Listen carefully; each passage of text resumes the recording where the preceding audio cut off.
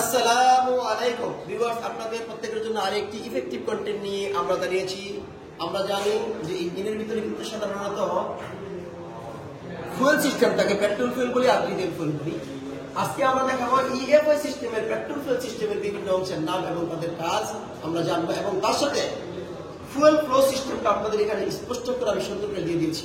একটু খেয়াল করলে বুঝতে পারবেন। আমরা কিন্তু অনেকেই এই পেট্রোল ফুয়েল সিস্টেমের বিভিন্ন অংশের নামগুলা শুধু নামগুলো বলতে পারি না। সুতরাং এই নামগুলো যদি আমরা ভালোভাবে জানি তাইলে পরে আমরা বলতে পারবো, কোনো জিনিস নষ্ট হলে বলতে পারবো। এবার আমরা খেয়াল করি, ফুয়েল সিস্টেমের ভিতরে অবশ্যই একটা ফুয়েল ট্যাঙ্ক থাকবে।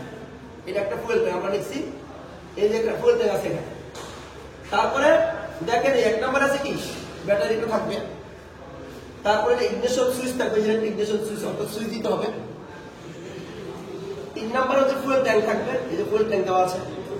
4 নম্বরে দেখেন এটার ভিতরে ফুয়েল ট্যাঙ্কের ভিতরে সাবমার্সিবল পাম্পের মধ্যে একটা ইলেকট্রিক্যাল এসি পাম্প থাকবে, যে এসি পাম্প দিয়ে দিয়েছি আমরা।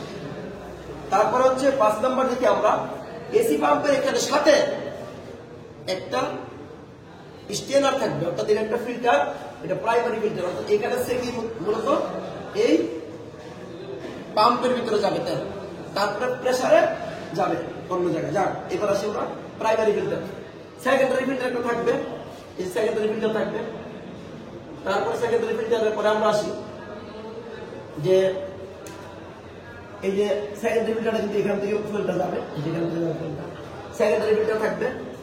7 নম্বর হচ্ছে ফুয়েল প্রেসার রেগুলেটর।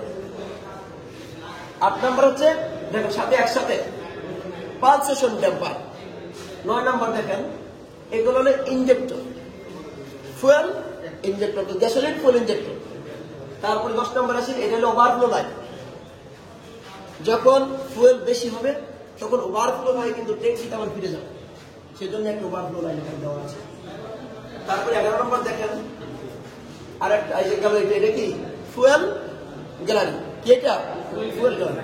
এবার আমরা তার কার্যক্রমটা একটু বলি, এগুলো একটু ভালো করে মুখস্থ আমরা রাখবো। কার্যক্রমটা দেখি আমরা। 1 নম্বর হচ্ছে ব্যাটারি যখন ইগনিশন সুইচ অন করবে, আমরা একটু ভালো করে খেয়াল করি, যখন এই ইগনিশন সুইচ অন করবে তখন কিন্তু বিদ্যুৎ এখানে আসবে।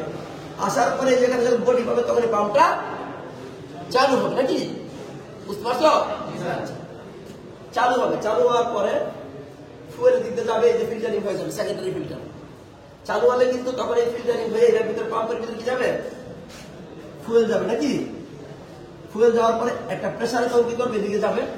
যাওয়ার পরে তোমার সেকেন্ডারি ফিল্টার হয়ে যাওয়ার পরে এখানে ফুয়েল প্রেসার রেগুলেটর থাকবে। কি থাকবে? ফুয়েল প্রেসার রেগুলেটরের প্রেসার হচ্ছে 2.56 কেজি পার বর্গ সেন্টিমিটার। বুঝতে পারছি কিনা? একদম মুখস্থ রাখবো আমরা। তারপরে আসি, এরপরে এখানে যাবে গেলে ফুয়েল গ্যালারি। কি গ্যালারি? আমরা ভালো করে খেয়াল করি আমরা, দেখি ফুয়েল গ্যালারি। তারপরে যে ফুয়েল এখানে আসবে, এরকম আসবে। বুঝতে পারছি কিনা? এই যে ফুয়েল প্রেসার যাচ্ছে, এই প্রেসার কিন্তু 2.56 কেজি পার বর্গ সেন্টিমিটারের বেশি হবে না। বুঝতে পারছি? তারপরে দেখো এখানে হলো পালসেশন ড্যাম্পার। এটা কি? এই পালসেশন ড্যাম্পারে কি করবে? তোমার এটার ভিতরে আবার ওভারফ্লো লাইন লাগানো আছে। যদি ফুয়েল আসার পরে ফুয়েল একটু বেশি হয়, এই দিক দিয়ে গ্যালারি, এই ফুয়েল গ্যালারি থেকে এই দিক দিয়ে কি করবে?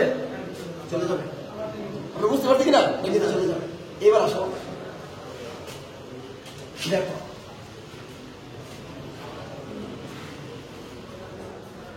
এইবার প্রশ্ন হচ্ছে পালসেশন ড্যাম্পারটার কাজ। সকল কিছু কাজ আমরা বুঝতে পারলাম, বললাম কিনা? দেখো যখনই এখানে আসবে না, আসার পরে ফুল স্প্রে করবে। মাথায় রাখতে হবে এই যে ইঞ্জেক্টর, এটা সাধারণ ইঞ্জেক্টর না, এটা গ্যাসোলিন ইঞ্জেক্টর। এই ইঞ্জেক্টরের ভিতরে দুটো সলোনেট কয়েল থাকে। কি থাকে? সলোনেট কয়েল থাকে। এটা কিন্তু ইলেকট্রিক লাইট লাগানো থাকে। যখনই মনে করে সুইচ দিব তখন কয়েল দুটো চুম্বক হলে এখানে ভিতরে যে প্লান্টার আছে এটাকে ঠান্ডা দেবে, উপরে দিয়ে উঠায়, ফলে ফুয়েলটা স্প্রে করে। আমরা বুঝতে পারছি কিনা? এখন প্রশ্ন হচ্ছে পালসেশন ড্যাম্পারের কাজ কি? গাড়ি যখন চলে, ট্যাঙ্কির ভিতরে ফুয়েলের প্রেসার রেখে মৃদু চাপ সৃষ্টি হয়। এই চাপটা সমতায় রাখার জন্য এই পালসেশন ড্যাম্পারটাকে ব্যবহার করা হয়ে থাকে। কথা বুঝতে পারছি কিনা আমরা?